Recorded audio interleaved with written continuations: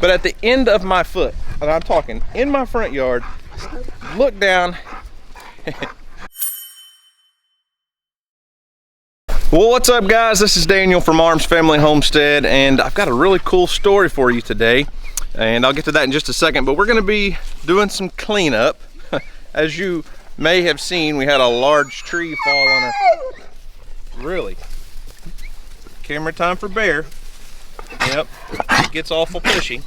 Anyways, we had a large tree fall on our house, and there's a lot of mess to clean up back there. But in that video, I told you guys, you just never know what good can come from a bad situation. And God works in mysterious ways, and all those, like, it's just, I try not to stress about the small stuff. And we'll get our house fixed. It's not a big deal. But the other day, a couple days ago, the insurance adjuster came to the house to look at the damages and give us an assessment of all the damages. And I was standing in my yard, and a while back I told you guys that Houston has got real big into like rocks and rock collecting and rock hunting, and we bought a rock tumbler, and more on that later. But I told you that I've looked for Native American arrowheads on our property for years. I've walked miles and miles and miles along the creek and never found anything. Well, the other day, the insurance adjuster pulls in my driveway and parks right here. I walk out of the house to meet him, and I look down on the ground, and Bear wasn't there. But at the end of my foot, and I'm talking in my front yard, look down, and this is what I found. Check this out. An arrowhead laying in my front yard. I've probably stepped over this thing, I don't know, a couple thousand times. What are the odds? It was literally I wasn't digging, I wasn't even looking for arrowheads. I was talking to the man, and I looked down and I said, oh my goodness, there's an arrowhead in my front yard. And since then, I've been doing some more searching around the yard. I also found this piece. This is obviously not an arrowhead, but you can tell it has been shaped and worked a little bit. Now, either it was a flake off of something else, or I think it could have been possibly like a scraper, like to scrape a hide or something. You can tell it's been sharpened pretty well. And I found a few no other arrowheads just yet, but I found a few, like, just, I don't know if you can see it on camera very well. Found a few other flakes like this that are obviously bits and pieces of the rock after someone was chipping up rock and making an arrowhead or a knife point or something. So I thought that was really cool. I mean, what are the odds?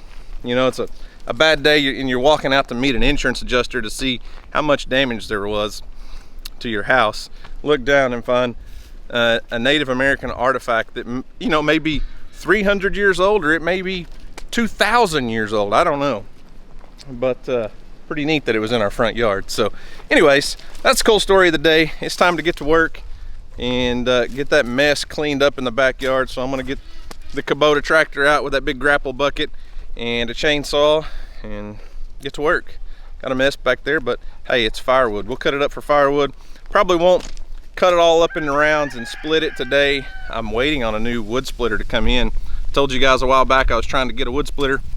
I've got one on the way, on order, and should be here in February sometime. So let's get to work in this 30-mile-an-hour windy day.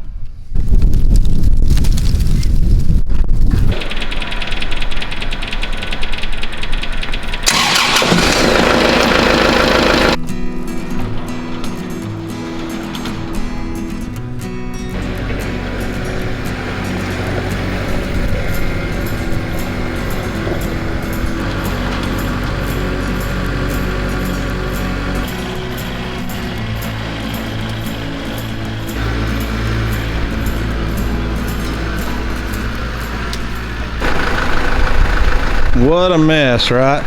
Fortunately, there's only a few, small ends that need to be cleaned up. Most of this will get cut and stacked for firewood. We'll just take all the logs and pile them up over here. Probably have to cut that big log there into about, I don't know, 3 sections or so. Yeah, so in case you missed it, you may want to go back and check it out. my house got smashed by this tree, and it's just an accident. We had a tree service out and the tree fell the wrong way, and it is what it is. So we'll get the mess cleaned up, and then we'll get a contractor out here and take a look at our house and get it all fixed.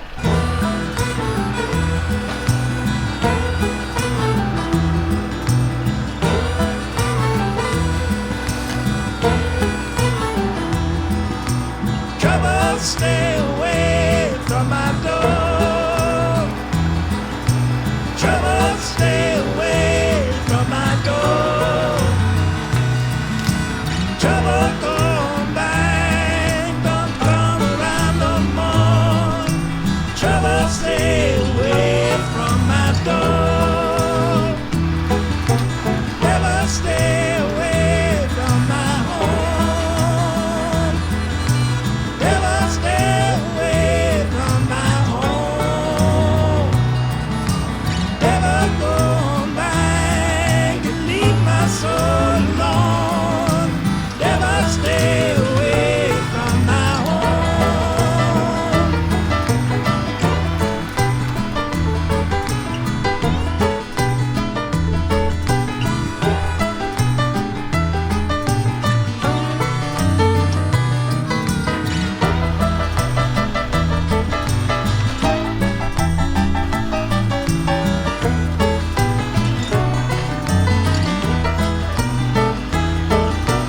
Never come around me no more. Never come around me no more. Never come back and walk on out the door. Never come around me no more. Set keep me free from your spell. Set keep me free from your spell. Set go on back unto the gates of hell. Set keep me free from your spell.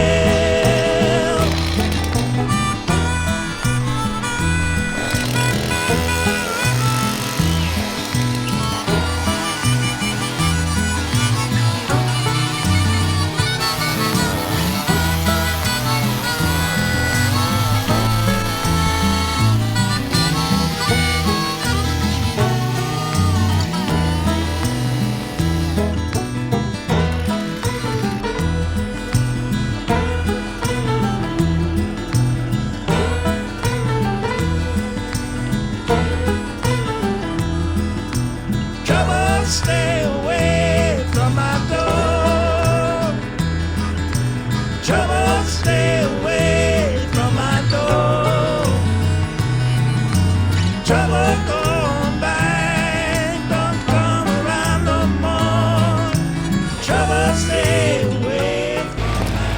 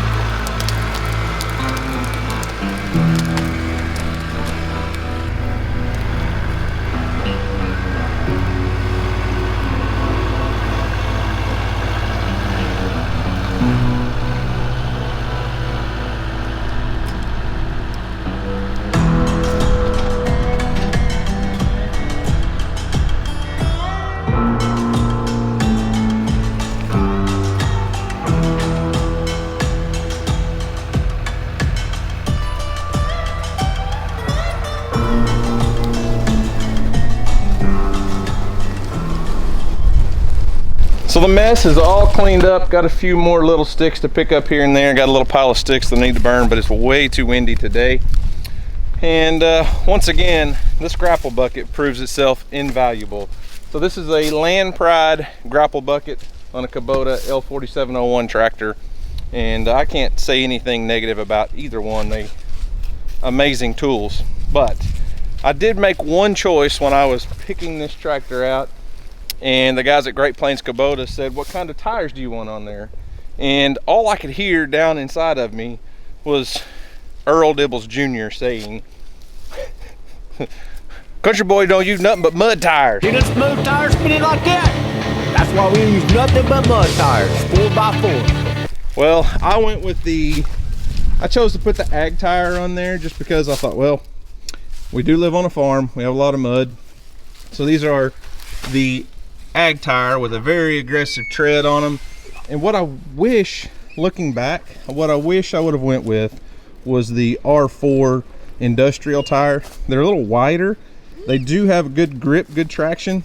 They're not quite a aggressive mud tire like these. Nothing but mud tires, 4x4. However, they don't tear up the ground near as bad as these ag tires do. I mean, I'm sure you guys can see when you're in your yard, you don't want to rut up the yard, obviously, and those industrial tires are more flat and wide.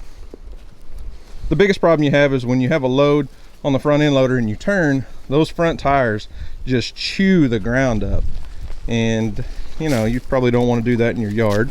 So other than me and my inner Earl Dibbles Jr. country boy side coming out, this tractor's been amazing. It's perfect. I mean, there was so much wood laying in my yard. It would have taken me, if I was doing it by hand, cutting everything up, piling it in the back of a truck or side by side and hauling it out, cutting each log up into pieces that were manageable that you could pick up, I'd probably been out here for, I'd say 3 or 4 hours instead of maybe 45 minutes. Now, I did not cut up all of the logs into rounds. We'll do that another day. I just don't have time to get that done today. I'll explain more about that in just a little bit, but we will have quite a stack of firewood here. And this is an ash tree. It was dead, but it's not exactly rotten. Obviously, it'll still make really, really good firewood. But that's for another day when Bear's more interested in cutting firewood. Well, I didn't get to finish this video as early in the day as I'd planned. We had to go to a funeral. I didn't tell you guys about that earlier, but I was planning on getting this video done before the funeral, but we went to a funeral for my great aunt, and she was 110 years old. Get that. She was born in 1910. Think about that for a minute. Think about how many hard times this lady lived through. And I feel like we're in a place in our country right now where we're stressing about political things and we're stressing about things that are going on. But you talk about somebody at 110 years old has lived through what? The Great Depression. She's lived through 2 world wars, Vietnam, Korea, and just all the other things that come up in life. 110 years old. And she still lived at home, never went to a nursing home or anything like that, and passed away in the hospital this week. And I mean, I just can't even imagine the life she lived and what all she went through. You think about it. When she was born, well, we didn't have cars. Like, her family had mules, and that's how they got around, in a wagon. Think about that. So I don't know, it just kind of encourages me to think, when you start thinking about where we're at in our world today and the stuff that's going on and the stuff that we're stressing about, think about what people went through. Not just her, but just what people went through in the teens, 20s, 30s, 40s, 50s. I mean, they went through a lot, and we're here today because of them. So I don't know, it just kind of encourages me. But I'm gonna walk in here in the garage real quick. My wife was wanting to do her little song of the week while she was doing some stuff out here, and I just about forgot about it. So let's go see what she's got this week. What's up? What's up? Just waiting on you. You said you had a song selection for the week. Yes, I do. I'm just watching. What are you doing? You look like you're hiding in a box over there. So Song selection. Hang on. There's a lot of stuff over here that's not Arms Family Homestead merch. I thought this was an AFH merch business. It's both. Apparently DJ's taking over with her own thing. Why not? So, anyways, you said you had a song of the week selection picked out. Song selection for this week is a little different than what I usually do.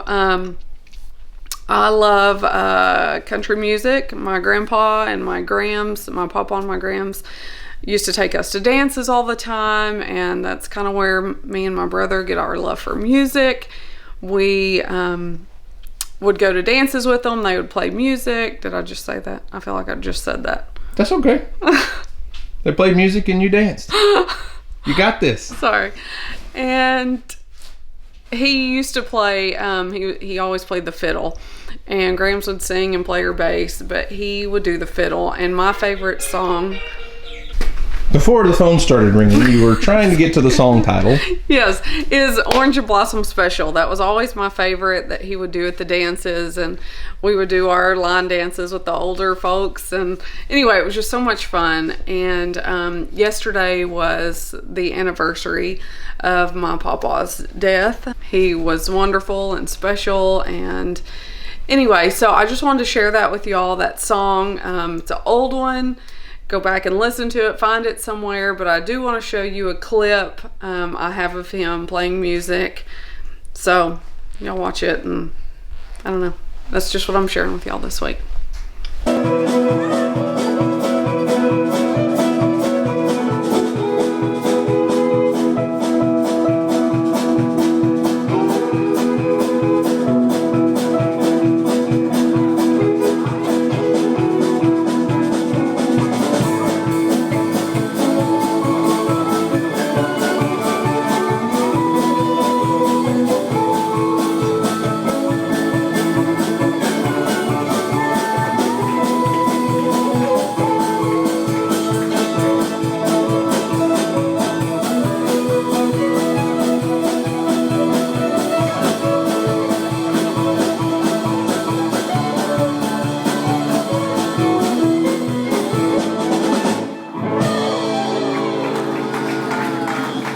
Mr. Colt Baker, that ain't bad for 80 years old, is it? Not that that's old. So one thing that I remember the most about your Pawpaw Coke, okay, is every time I talked, he didn't call me Daniel, he called me Dan. So I'd answer the phone, he'd say, "Hey, Dan!" But when you get off the phone with Pawpaw Coke, he told everybody the same thing. Yeah. He'd always say, "Do your best." Do your best. That's kind of like a catchphrase. Yes. I don't know, I say it all the time. I kind of say it in his voice a lot, but I don't know, he was just a really cool person. And anyways, I hope you guys enjoyed the little clip of him playing the fiddle. I know it means a lot to you. So yeah. Anyways, that's all we've got for today, guys. Thanks for watching. We hope you enjoyed it. Y'all have a great day. And as always, we'll see you on the next video.